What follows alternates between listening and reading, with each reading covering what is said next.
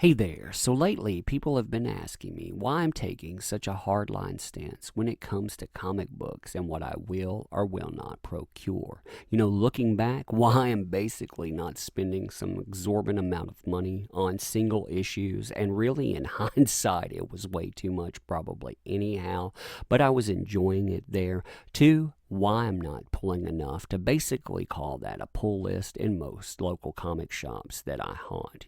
Here we need 7 to 10 comic books, and right now I'm not qualifying for that. I didn't even pick up anything last week because really I do not feel that the people out there are deserving of your money.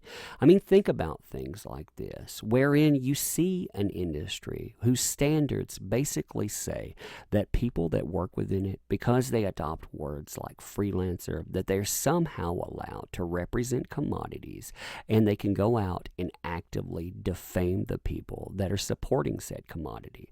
Not only that, but ask yourself why people think that they're obligated to your money, while they'll go out and say things like you see in front of you, and why they think that you'll take it over and over again. I think part of that is habitual, really. We have allowed them to think that because we continue to return to the feeding trough over and over again, thinking that this somehow doesn't matter. It's only when the quality of the comic books drops to a certain point that you really start to notice that. And when you start to notice it, well, can you look away? I think that's a question a lot of people ask themselves. Are you willing to look away? Because I myself am not willing to look away from this stuff. I want to hold these people to the same standards that I would hold any other industry to. And I'm talking about standard fare decorum. Imagine, for example, that you went to your doctor's office and the person there that's going to seat you, they're not only rude to you, they're not only dismissive, but while you're doing something, they decide to call you a sexist or a racist or a Nazi or on. How do you handle that then? Even if you decide to deal with that, I mean, how far back do you go? I mean, do you let the doctor say that to you? Do you let receptionists say that to you? Maybe a nurse say that to you? You have to decide where that line would be. And I know in that instance, most people would say any of the above would be an automatic disqualifier. The same thing goes for, say, an eatery. If you went in, it didn't matter if a cook said that to you, or if somebody that was checking you out there, or somebody that was part of wait staff or on, if they went in and actively disparaged you, you would find somewhere else to basically get whatever that establishment would provide. I think some of the issue here too is feeling that we cannot get what said establishments provide. We can't get that other Batman out there because new Batman comes out, it's got someone like, say, a Busiek attached to it. Well, you've got to put up with that if you want the new Batman. Well, do you really want it that much? Are you, again, willing to overlook this stuff? The reason that I bring that up, too, is because this is the time where you've got to make a point with this stuff. And I will say, once you break the habit of picking something up, it's really hard to go back to it. I saw that case with Marvel. When seeing this at first, I thought, man, this is like the death of a friend. You go through a mourning period. You go through the acceptance and the bargaining cycles. You go through anger cycles and more. But at a time, you sometimes will come to that acceptance portion. And when you finally get to acceptance, well, it's going to be very hard to draw you back in. I think that's good, too, when you get to that point, because you can see in retrospect what you've been fueling. And what you've been fueling, it looks something like what you see in front of you. Now here you have somebody that is not only coming from a very nasty place, but this post will essentially go from this to trying to explain to things like this. Maybe they're not even angry about the fansplaining tweet, and it's more just that they're angry. I'm a trans woman on the internet, and the shit post going viral reminded them we exist.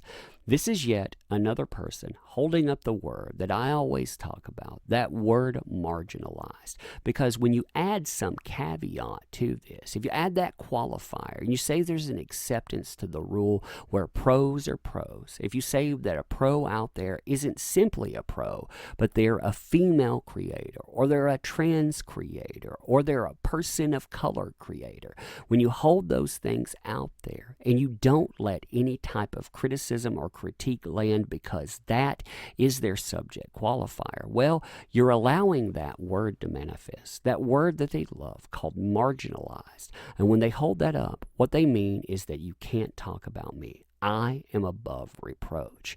We cannot have that in any industry, and we especially can't allow that in this industry wherein people already think that they're allowed to do things because of that. Essentially, look at that deflection point. Because of the ugliness here that starts, they malign and malign. They will use words like mansplaining to attach to this too. They will disparage customers. They will talk about how you're not always right, how you don't understand industry. They'll get blowback to that too. When they get blowback on later posts, I'm not going to show this, but you can go through at your leisure and go through all of the posting that they've put up from here to that point. Well, when you go through it, they even say that 90% of the people that are talking about this stuff, they're not even their consumer base. So what they're saying is that 10% of the people they're getting blowback from, they are their consumer base. Now, you figure they say that they got 9,000 comments that way. Now, who knows what the actual number is, but let's go with 9,000 complaints. If we said that there are 9,000 people out there, 900 of those are your consumers. Well, in this day and age, where you're talking about some creators not being able to move over 5,000 units of independent work, is that really something that you want to engage in? Do you want to go out and run off, say, 20% of those people, where that 20% can impact another percentage out there and so on? Do you think that that will spread like wildfire, much like this? And with this too, do you think that this is actually going to garner you more sales? Do you think that the 39,000 likes here, do you think that you can turn that into Canadian money or something? Do you think there's an exchange rate for that out there and that somebody is going to actually pay that for it? Because I'll tell you what, this kind of stuff here, it doesn't garner new people coming to the table and checking your stuff out. Because at the end of the day, when you say that I'm willing to malign consumers, well, consumers, they walk away. And for every vocal consumer out there, there are dozens of consumers that just decide to pack it in and get out of the game because they don't want to deal with things like this. So anyhow, let's look at this here. I'm coining a new word, fansplaining. Doesn't that sound lovely too? Maybe we should take that, we should recycle it, and we should call something like pro-splaining. When you go out and you say that the business of economics and talking about numbers, that is basically conspiracy theory, a la Gail Simone. That's something she literally threw out into the ether. She said that you talking about the actual numbers out there in places like IDW Media Holding, where you can look at their literal money, you can look at the literal earnings, that's conspiracy somehow. But continuing here, when a fan condescendingly explains the business of an industry to a professional who is already comfortably established within it. Now imagine saying that in any other thing. Imagine, say, for example, I create a burger. I make the best damn burger ever. I made it at home.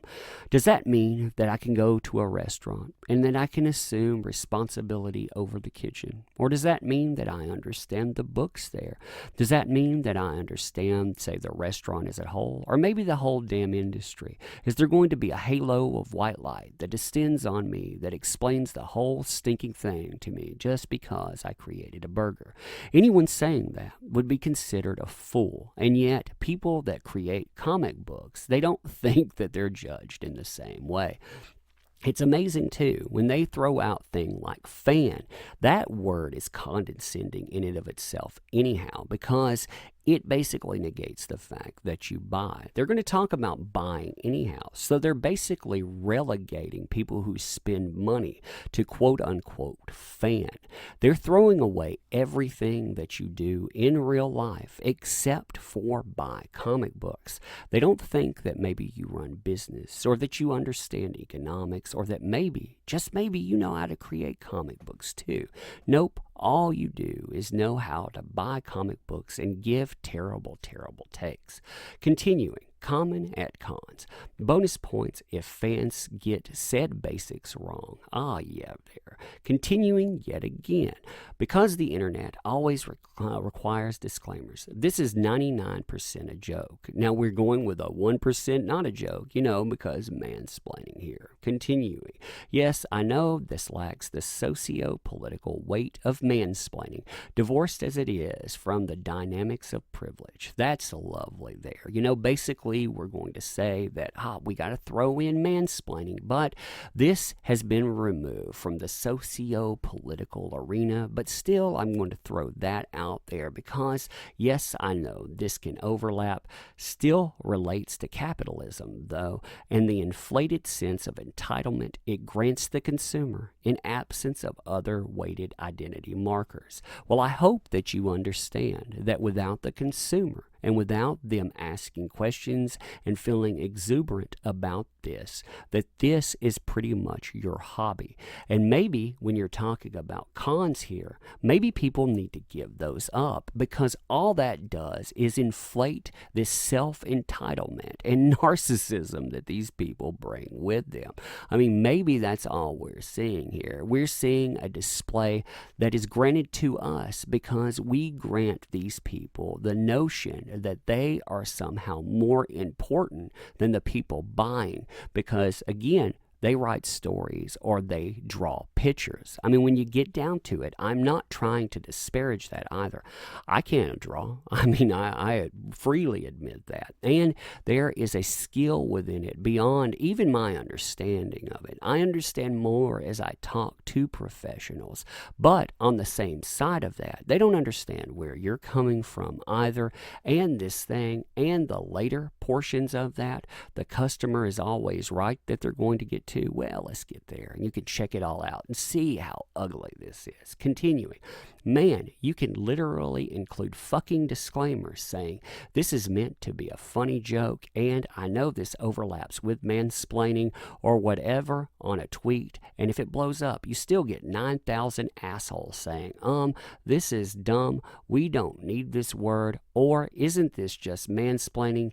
You are all bad people and should feel bad. Lovely sentiment there. People are basically saying that your joke here, it's not funny. It disparages people that buy comic books, but funny.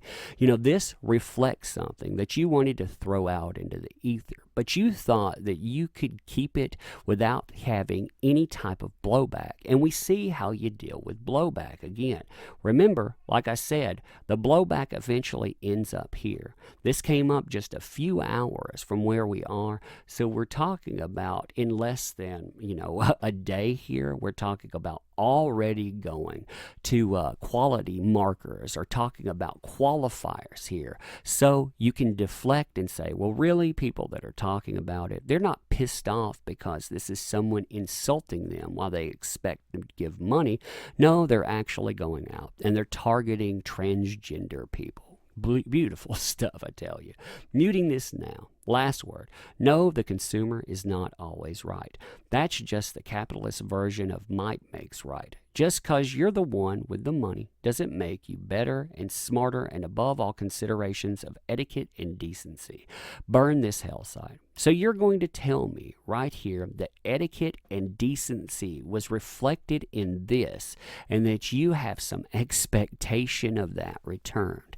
You can go out and you can wag your finger in people's faces, and again, you're going to go with the deflection point later on of this is an attack on trans people because I'm going to get blowback, and yet you expect people to react well to all of this. See, that's the thing. That's why I don't want to give these people my money, because they do not understand things like the customer is always right. That doesn't mean that the words coming out of my mouth are always right. It means that when you are chasing dollars, that you want to go out of your way to make that chase feel like something that leads right straight to you. You go out of your way to acknowledge all of the worries, all of the doubts, all the complaints and more, and you make people feel like your place is the only place to drop off their revenue.